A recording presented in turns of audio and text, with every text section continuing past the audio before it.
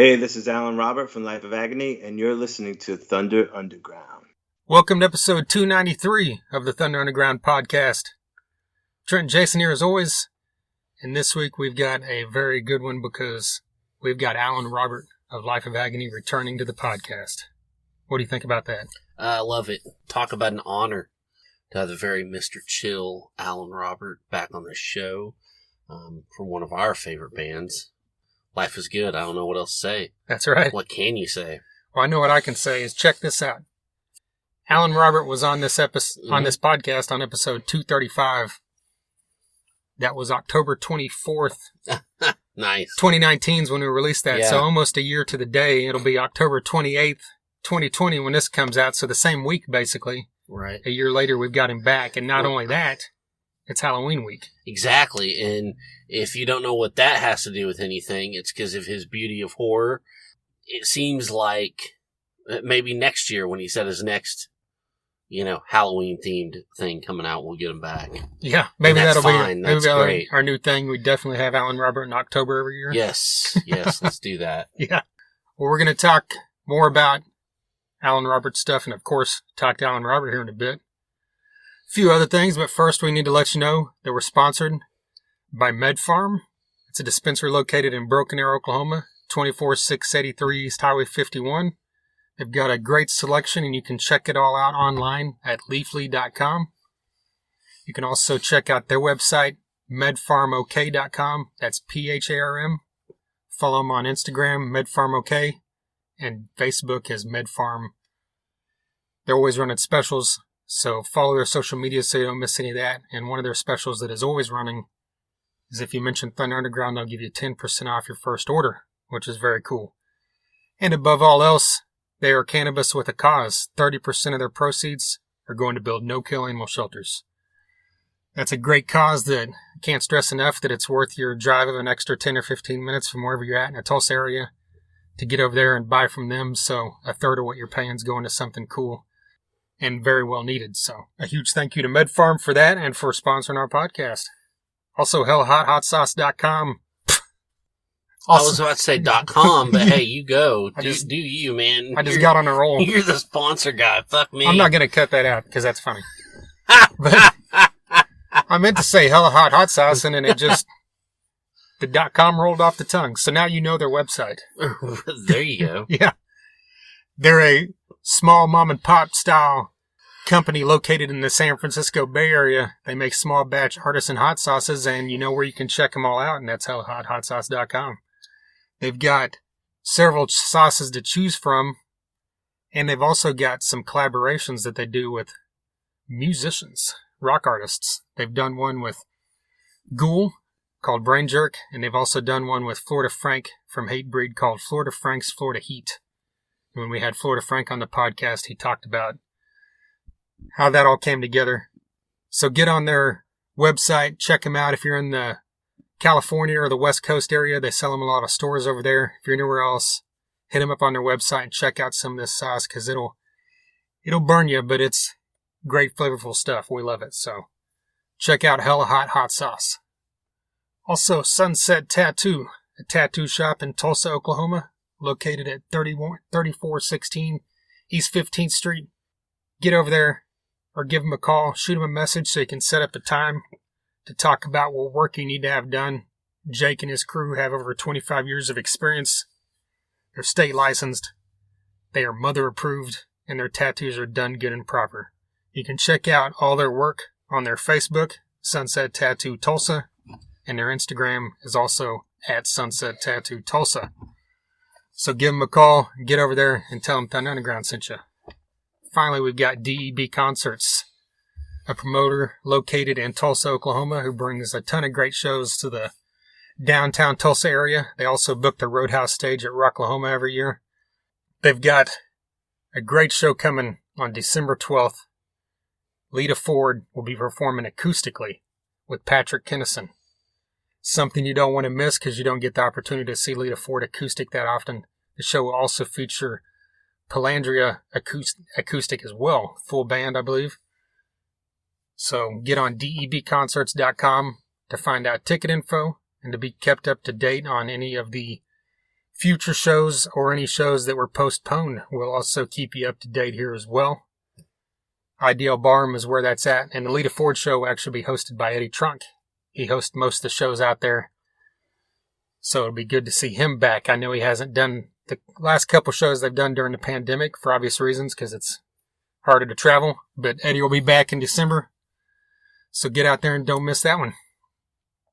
Now, speaking of DEB concerts, this past Friday night, John Corabi came to town, played acoustic, and they had Rocket Science opening that show, and recorded a podcast with John Corabi. Hell yeah. And it was quite excellent. It was over an hour, probably an hour and 10 minutes worth of stuff. Can't wait to hear that one. Yeah. Talking about everything going on. One of the things was talking about doing shows during the pandemic. He did a couple shows. He did Kansas City and then Tulsa. And he did a couple other ones earlier in the summer, I think. But really looking forward to getting that one out. That's a guy that I've been a massive fan of for a long ass time. I know you have too. So of course, really excited to finally get him on here. Reb Beach is another guy that falls into that category of people we've always wanted to have on this podcast, and we just literally recorded an interview with him right before we started recording this. That's right. What a great dude. Yeah, talking about Winger, Whitesnake, Black Swan, and he even has a new instrumental solo album coming out next Friday. So look for that on November 6th. That one will be coming up soon. We've also got a ton more coming. We'll probably mention those later. Right. But what else do we got to talk about? We didn't even really say, is there anything to talk about? Which is great, because we can wing it if you got something. Yeah, but I don't know that I have anything, do you? Well, I mean, kind of what we talked about earlier. Just, we're going to talk about Tommy Vex, huh?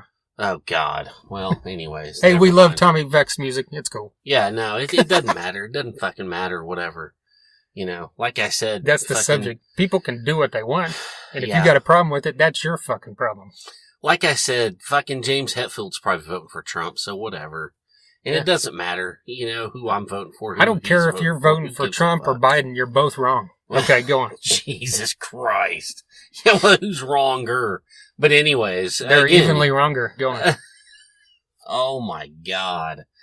Anyhow, but it doesn't matter. But I could just, kind of what I talked about earlier, just kind of some new stuff today I listened to at work, which I think is great. I listened to a guy by the name of Derek Day. I really dug it, and I kind of forwarded it on to you, and you ended up listening to a few songs. Yeah. So we could go into that.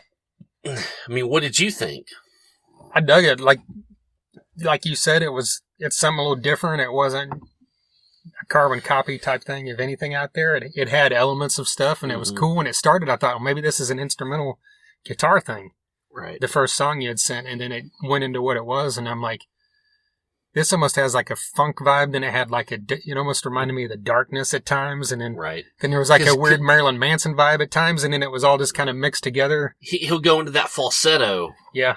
And the Click on Me, I love the whole thing about the internet, and how is it that a place with nothing going on is the place to be, and that lyrical thing, and his playing it harkens back to the 70s, but not just the normal 70s, like the bombast and the brightness of, Tommy Bolin and shit like that. And it was really cool. And that was something I did not expect to hear when I woke up this morning. And is he produced by Vernon Reid? Is that why you had heard about him? Okay. Yeah, he kind of, Vernon Reid just kind of taken him under his wing. And if you don't know who Vernon Reid is, I feel very sorry for you. Turn this episode off. Yeah, no. Exactly. Turn it off. No, you need to listen to Alan Robert and then turn it off. And yeah. Slap yourself in the mirror or something. Exactly. So yeah, that was great. And then I heard a new band today called Mess of Wires, which is, they're signed to Roadrunner. They're young kids. Real grungy 90s kind of sound. But they got chops. They can play. So yeah, I mean, that's one talking point. Well, another talking point is Seven Dust and Armored Saint both released albums. Yeah, there's that too. Last Friday. And first listen on both of them, to me, was just what I kind of expected. Those are both bands that don't ever dip below the level of good. Right. You always know you're going to get quality from either of them, especially, Seven Dust, because they release albums every 2 years, and they've been doing it for over 20 years now, and it's always exceptional. And this album's no different. It's like 12, 13 songs of great Seven Dust, but Armored Saint, for me, the second listen through, I'm like, man, this thing's going to be contending for album of the year, in my opinion. That's how much I loved it. I agree. And that speaks to our age and what we really like and where we come from. Yeah. Because that kind of genre, that kind of sound is custom made, tailor made for dudes like us. Yeah. It really is. Seven Dust is great. You always know what you're going to get with Seven Dust. You're never going to get anything shitty. You're never going to get anything that's not 100%. Yeah. And this is, Blood and Stone is no different. And I really like, The Day I Tried to Live, being able to just put on all the singles on YouTube. But man, this Armored Saint, fuck me. What a record. I mean, just the performances, the vocals are amazing. I mean, I don't know. This one is, it's going to be tough to beat, man. Yeah. Really is. Yeah, we're talking one of my favorite vocalists of all time. Right. In fact, I'm sure I've said this on the podcast before, but that time we met him, weren't you with me? Yeah. Yeah. When we met him at Rocklahoma in like 2008, I straight up fanboyed out because I'm like, this is John Bush, one of my favorite singers ever. And I said, I was like nervous as fuck, but still at the same time, I was just like super excited. I'm just like, I said, you are the greatest heavy metal singer of all time. And his response was, wow, I really appreciate that, but I guess you've never heard of Rob Halford or Bruce Dickinson. And I said, well, okay, you're my favorite of all time. He's like, all right, that makes more sense. I was like, Do you remember the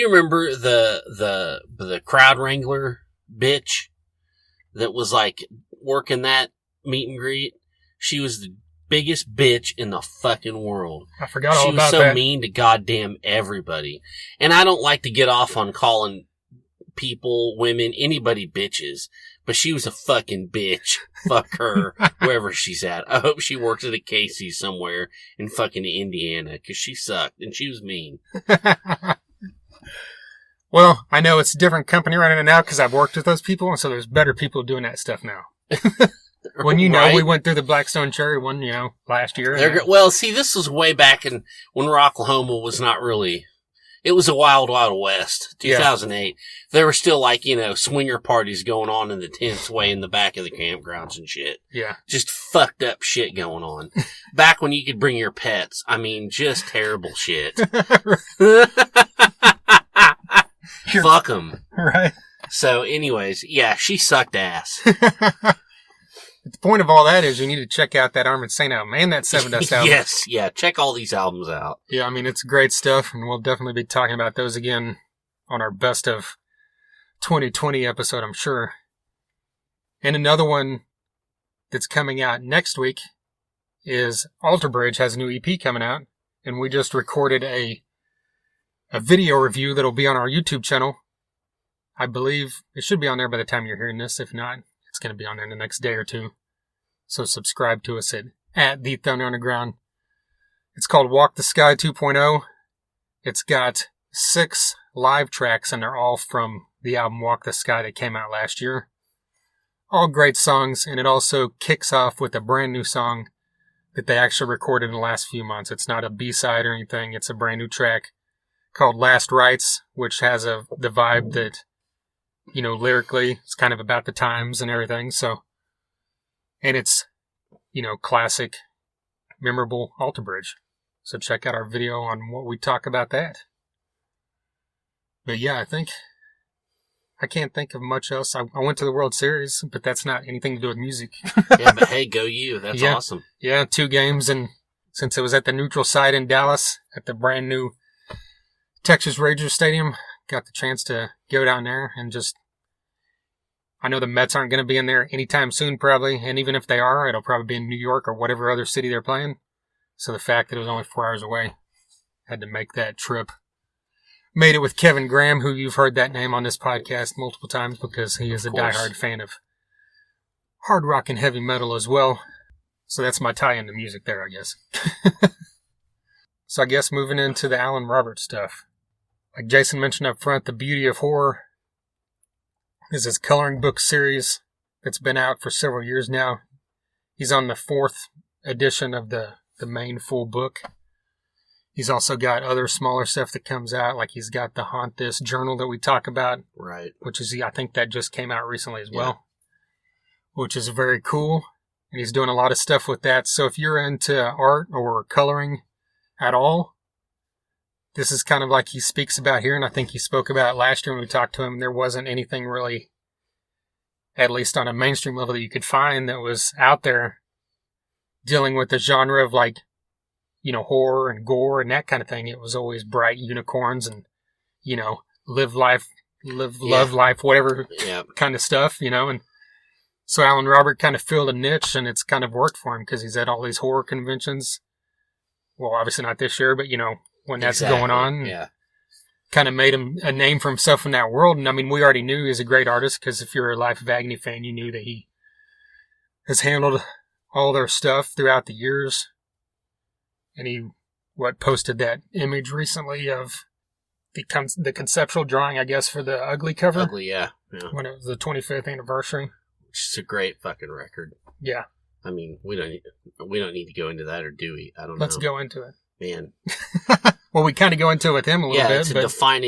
For me, it's a defining record. It's just like, it's up there with Master of Puppets. It's up there with Pride and Glory. It's up there with the Motley Crue self-titled. You know, it's up there with Boston's first record. It's just an amazing. That's heavy duty company there. It's life-saving for me. So yeah, and I have it on vinyl, and it's fucking badass. Yeah, all that shit. Yeah, that was the album that I think we both were kind of introduced to Life of Agony when it came out. I knew all the shit from Headbangers Ball, River on Dread, and this time. And like, you know, Sam Garcia, shout out Sam Garcia. He is old high school buddy from Music Theory that is still kept in touch with me. But Travis Taylor, he was always into all the heavy thrash all the heaviest stuff. Yeah, whatever Sam Garcia and Travis Taylor and Brandon Blue were listening to, that's what you had to listen to, and that was the legit shit. So they were like the benchmarks for the Broken Arrow High School in the early to mid 90s. Exactly. Okay. And no one knows what we're talking about, but just you and me. So. You know, all those, I knew about him, and I was like, that's cool, I dig it. But it was when Ugly came out that I was like, holy shit, stop the presses. What's going on here? I gotta get into this. And it changed everything for me. It really did. Yeah. Yeah, to me, they were kind of, after Corrosion and Conformity, I think they were the first band I kind of got into they were mainstream, but they weren't like, they didn't have songs getting played on the radio. Right. And, you know, I'd already liked, obviously, other stuff that, you know, Anthrax wasn't ever getting played on the radio around here. Mm-hmm. All the stuff from the early 90s. But kind of that mid-90s stuff, and that kind of sent me in that direction of, like, it was the same time I was, you know, a year after we were really getting into Typo Negative and Helmet and Biohazard, all that New York stuff. Yeah. And they were right in the middle of that, and it was perfect. Yeah. It's like I couldn't wait to go to New York City. Yeah. And I still haven't been. Really? My fucking suburban ass. Fuck me. I've been a few times, but I would still like to go there and get a tattoo from Vinny. Vinny, yeah. Rub it in. Rub it in. Well, I didn't get the tattoo, but yeah. Right. I've been to some Mets games and stuff like that. But one of these days, that'll be what we plan the trip around. We should go to a Life of Agony show in like 2022 or something. Yeah, get a tattoo from Stigma. Yeah, go to your Mets game. Let's do this. Right. We should quit rambling and let Alan Robert do some talking. Here's Alan Robert from Life of Agony.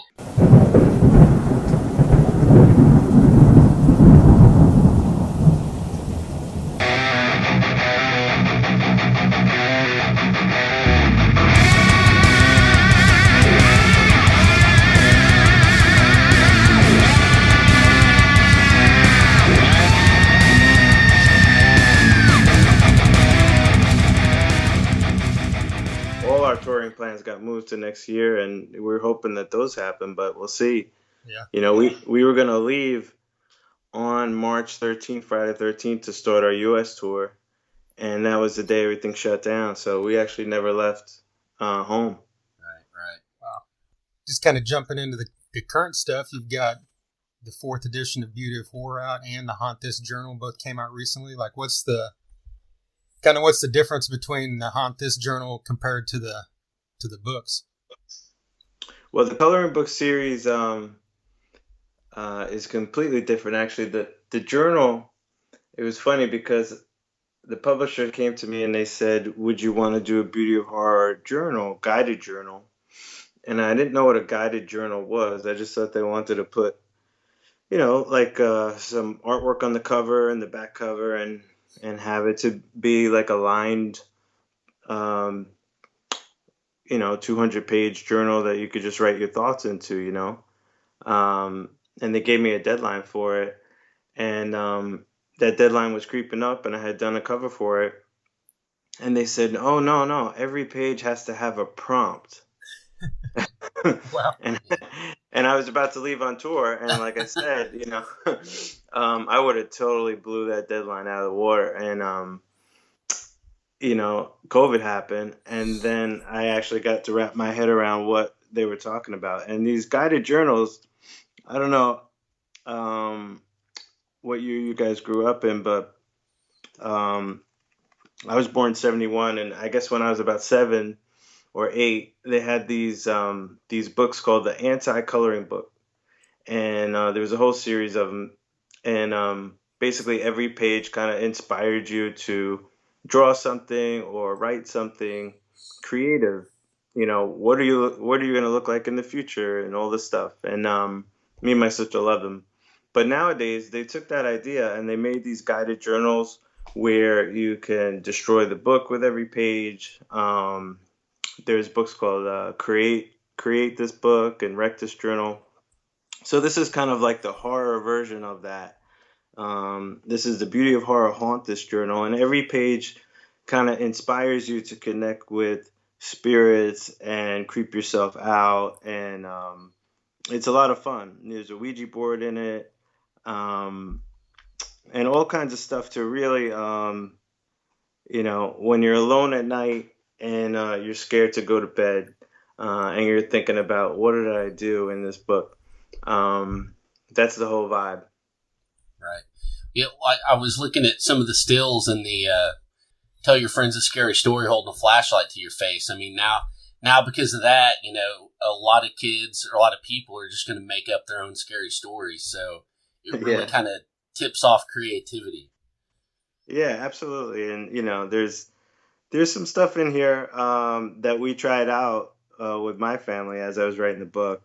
Um, when you record record like a voice memo with your phone, and you ask the spirit something, and then you listen back to the recording and turn it all the way up to the point that it's just like almost white noise. And sometimes you hear some stuff in there.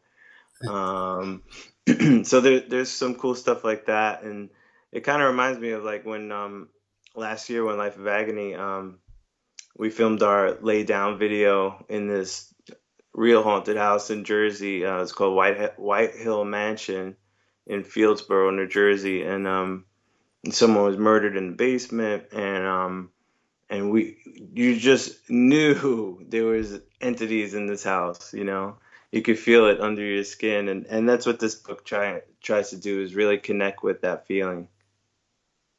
Well, I guess in a weird way, like COVID was almost a blessing, so you could get that finished in time.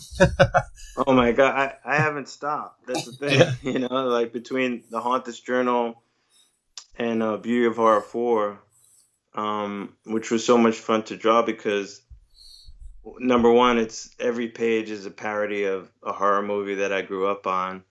So you got everything in there from The Exorcist to They Live to American Werewolf from London and Day of the Dead, Amityville Horror, all that stuff. So it was so much fun to draw, but being that all the band's plans were kind of wiped out this year, um, I wasn't rushing to finish it. I really got to enjoy it, and it kept me busy, it kept me sane, while everything was locked down.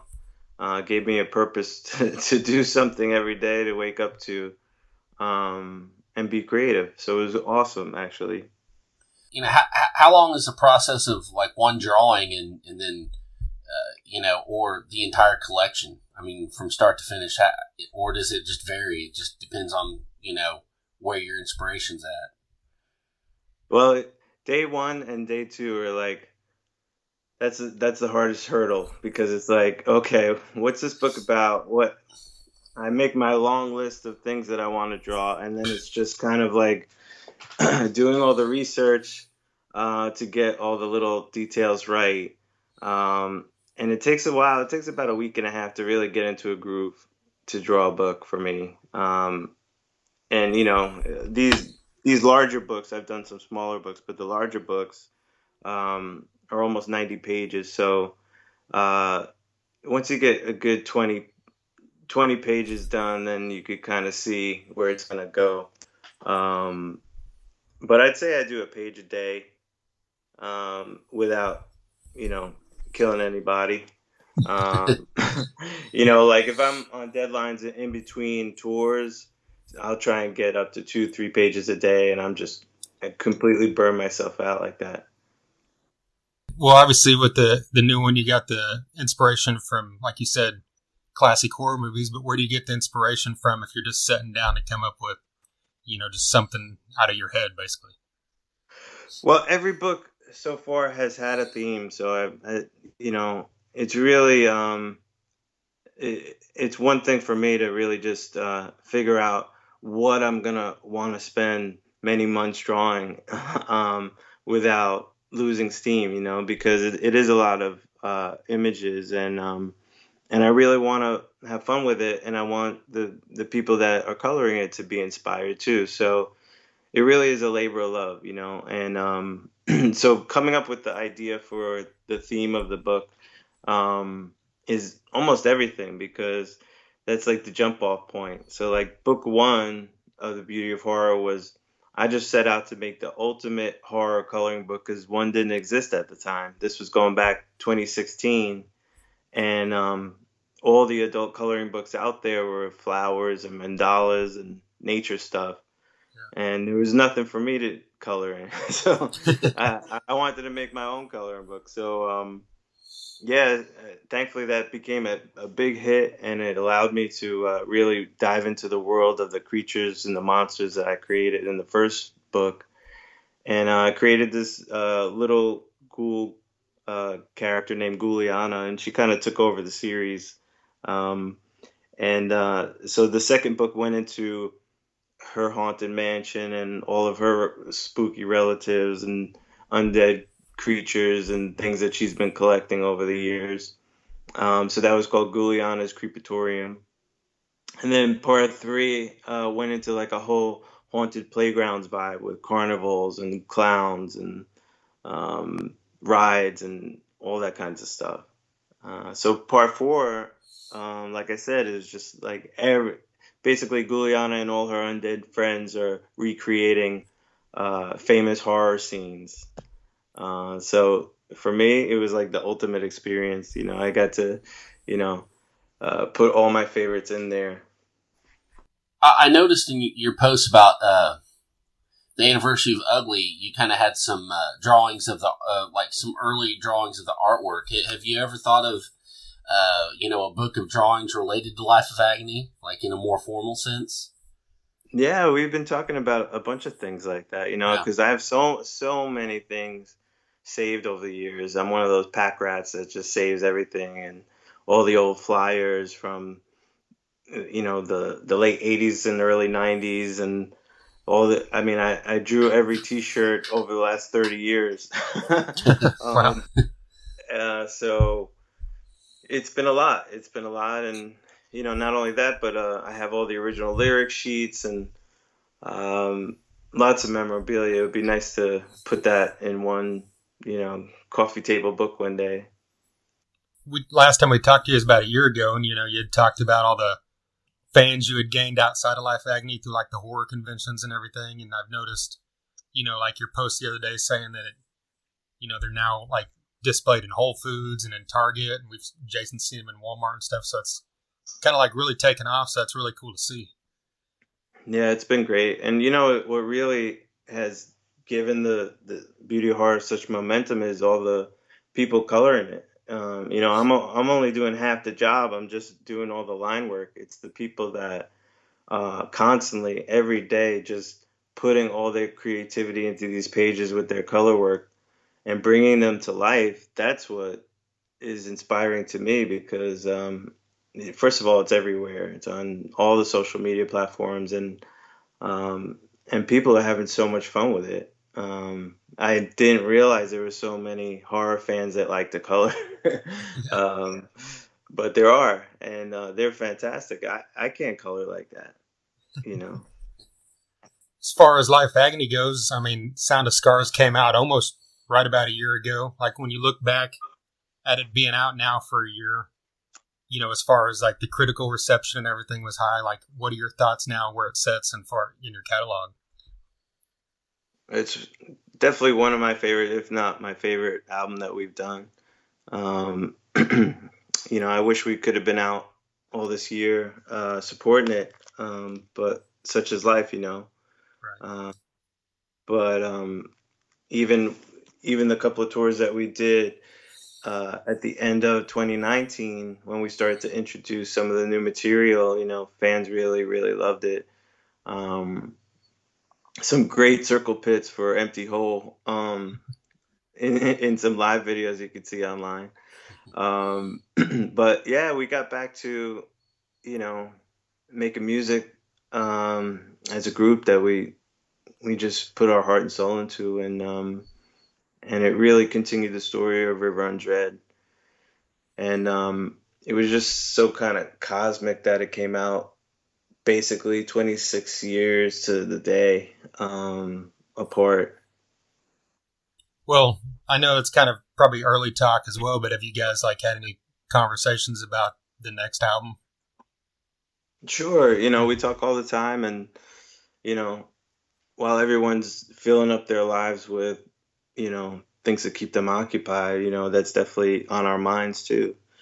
And as our dates, as we get closer and closer to hopefully playing live shows again, um, I'm sure as things start to get better and a little less stressful with the health situation, hopefully we could get back in the studio again.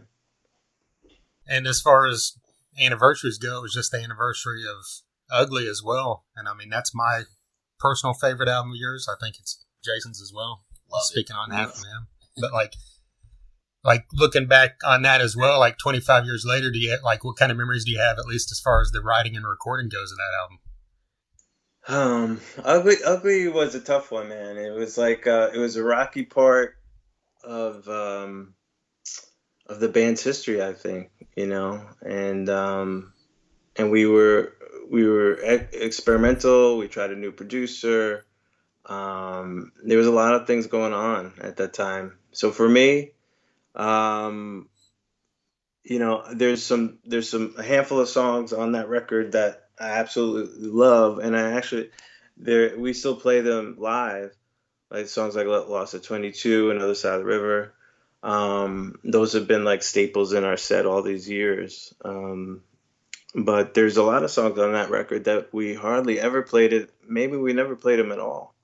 I know when Veronica Bellino joined the band on drums, we played two shows in Brooklyn to kind of introduce her, and we learned like 25 songs that we haven't played in a long, long time, and we started playing some songs off of Ugly that we may have never played or hadn't played in many, many years. So I remember we added Unstable into the set, and Seasons. There's a couple of other ones that we just played for those gigs, and it was a lot of fun actually.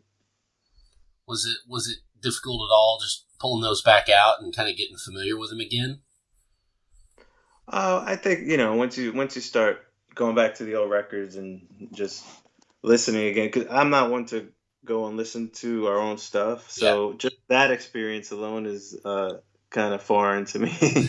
um, but to hear how it sounds on the record all these years later, you get back into it. It comes. It's like riding a bike.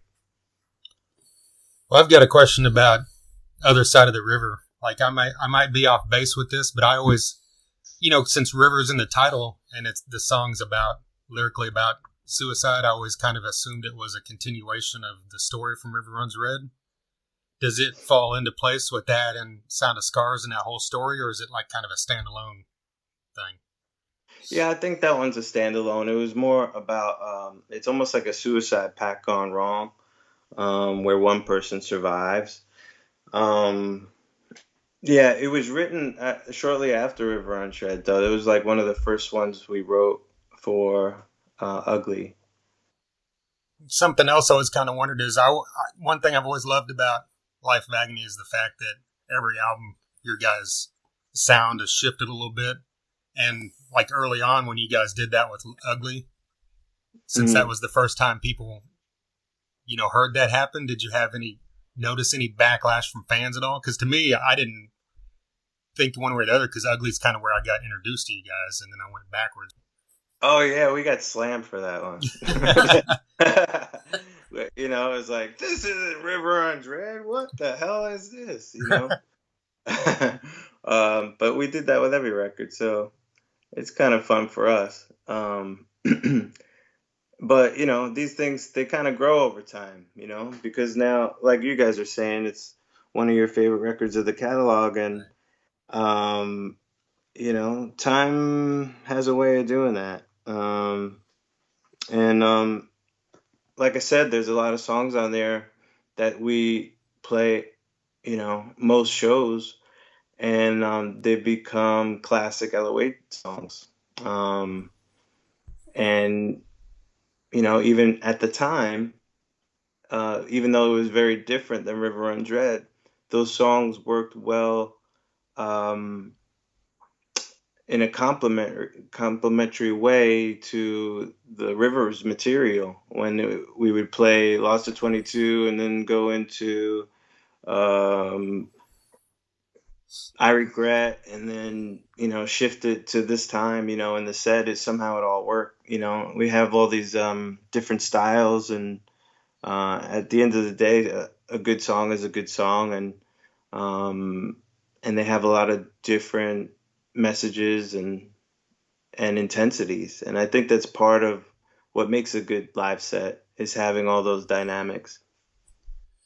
Well, and I think we might have even touched on this last time, but I mean, it still needs to be said that, no matter what record we're talking about, it's undeniably you guys, and not every band can do that, and that's just a great calling card to have, and it's a pretty cool feat to pull off. Well, we definitely didn't. We set out never to really repeat ourselves musically. We didn't want any record to sound like a rip off of ourselves in a way.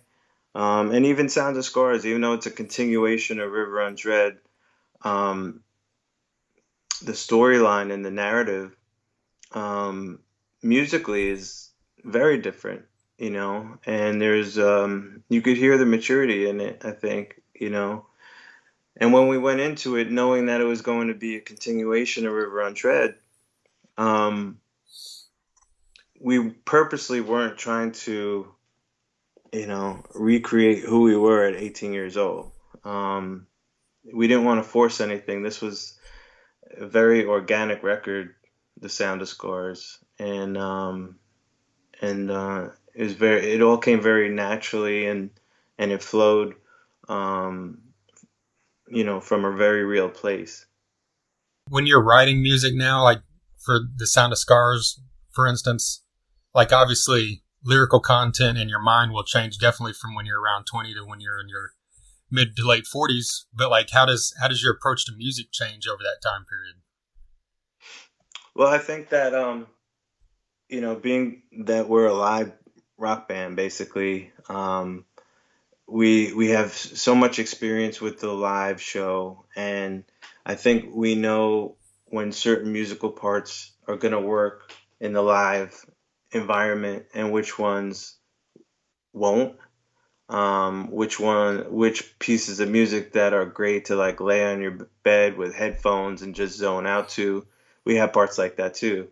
But I think with Sound of Scars, we amped up the live parts of the material, and we got more groovy, and there's some more natural dynamics in the songs themselves, and I think we honed in on that, and that's what jumps out at you when you're listening to it. Throughout this year, outside of all your work on the beauty of horror stuff, like how have you spent your personal time during this downtime of the pandemic? Playing a lot of Animal Crossing. we got I have a 12-year-old daughter, and we got a Nintendo Switch right before the pandemic, and thank God, because I don't know if you guys play Animal Crossing, but I have not. It's basically you start on an island, and I guess like The Sims or any of these other kind of build your own world games. You basically start with nothing, and the more that you do activities on the island, you gain money, and you can buy a house and outfits and this and that. So I'm walking around this Animal Crossing with a Jason Friday 13th mask, a bone costume, and axes, and I'm hunting scorpions while my daughter's making like Candyland house. It was a lot of fun. Is it like in the same? Are they both in the same world together, or is it two separate? Yeah, I have like the haunted house on the island. She has like Candyland. Okay. Cool, man. Well, we appreciate you taking the time with us again. Had a good time. Cool. Thanks for having me. Awesome, guys. Stay safe. All right, you and too. Hopefully we'll get out of this mess. Yeah, definitely. Good All to talk to you again. You too. There you go, Alan Robert of Life of Agony, and the man behind the beauty of horror. A huge thank you to John Freeman of Freeman Promotions for helping out with that and his continued support of this podcast. And a massive thank you to Alan Robert for giving us another call so we could talk to him once again. Like Jason mentioned up front, it's quite an honor to have on a guy from a band we both loved for over 25 years now. Definitely. And they still put out exceptional music. If you have not heard The Sound of Scars from 2019, It's as good as anything they've ever done. Yeah, as soon as you hit stop on this, hit play on that. I'm telling you. Right. It's a continuation of the River Runs Red story. And as you heard Alan Robert right there in that interview, he said that it might be his favorite album that they ever released. So that's not just someone promoting an album. The album's been out for a year. So that's the type of thing people say when the album's coming out next week. You know? Yeah. We've matured and it's my favorite release. But you can believe it when it comes from Alan Robert regardless. Exactly. And, he's always been involved in the writing, and lyrically and everything. So check out Beauty of Horror if you haven't yet, if you're into coloring, if you're just into art. It's very cool stuff. And yeah, very glad to have Alan back. If this is your first time listening, we really appreciate it. Alan was on here on episode 235, so check that one out. We've also had Tommy Victor from Prong, Reed Mullen and Mike Dean, both from Corrosion and Conformity, Kenny Hickey from Typo Negative, Paige Hamilton from Helmet. Yeah, well, he's coming soon. Right. And let's think. We've had on guys from Kirk Winstein from Crowbar and Down. Rob Zombie. Wait. You're just getting crazy now. Shit, sorry. Yeah, Robert Plant, James Hetfield, Angus Young. Those are all coming up next week. All three. Wish. Yeah. But in reality, we've had on Jimmy Bauer from Down and I Hate God, Steven Taylor from Superjoint and Phil's solo band, and then we've had on guys from Guns N' Roses, Def Leppard, Kiss, Megadeth, Testament. A long-ass list. And on top of all that, We now have, I believe it's 11 interviews that have not been released. God. Now that this Alan Robert one comes out, because that was 12. But we mentioned earlier, Reb Beach will be coming soon. John Corabi will be coming soon. Donnie V of Enough's Enough. Damon Johnson of Brother Kane, Black Star Riders. Damon Johnson and the Get Ready, Thin Lizzy. Blake Bedsall, the vocalist for Saul. Paige Hamilton of Helmet. Mitch Perry of a bunch of different things. Right. Most notably, recently, the Mitch Perry Group, which is a fantastic classic rock album that came out this year. Tyler Bryant from Tyler Bryant and Shakedown. Mike Spreitzer from Devil Driver. Michael, I've never known how to say his last name, the vocalist for Dark Tranquillity. Right. He's a fucking legend in the melodic death metal world. People claim, most people say that Dark Tranquillity invented that genre. So that one's coming soon as well. And then we've also got our buddy Eric Bass, who's been a fixture in the Tulsa music scene for over 25 years. And even got a little bit with Robin McCauley that we're going to throw on one of these upcoming episodes. Maybe the Red Beach one or something. That's perfect. You know? That makes perfect sense. Yeah. And speaking of that, the reason we have an extra bit from Robin McCauley was because he was part of our Eddie Van Halen tribute, which came out last week. And he gave you a little more. Yeah. And you know what? I even bet they might let you play a Black Swan song on this episode. Yeah, we probably should. Fucking A. Let's do it. Let's do like a extravaganza. Yeah. A Reb Beach Robin McCauley extravaganza. Man, in 1991, that would have blown my mind. Right. McCauley Schenker Group and Winger. I was like, my mind's blown right now, so fuck you. That's right. Well, yeah, it still is, but you know what I mean. But that Eddie Van Halen episode, if you're a fan, you got to check it out. It's got, besides Robin McCauley, it's got 13 other people, including Frank Hannon and Mark Slaughter, Eddie from King, Paige Hamilton, a long-ass list. So dig through that long haul of an episode. The whole thing's about Eddie Van Halen. It's great stuff. But yeah, so follow us on all our socials. You can find them all at thethunderunderground.com.